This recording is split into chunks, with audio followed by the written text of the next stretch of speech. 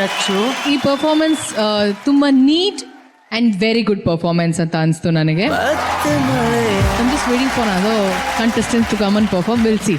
Okay? Thank you Rachchu.